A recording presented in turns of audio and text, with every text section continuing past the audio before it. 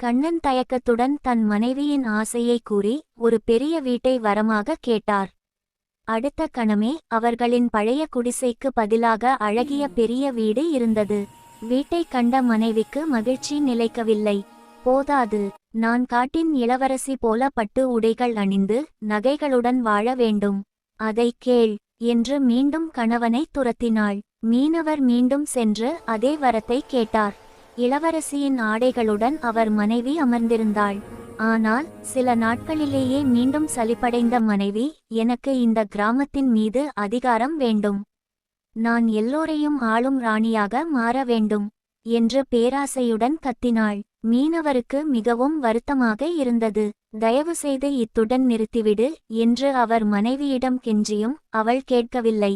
கடைசியாக மீனவர் மீண்டும் கடலுக்குச் சென்று தன் மனைவிக்கு எல்லோரையும் ஆளும் ராணி வரம் வேண்டுமென கேட்டார்.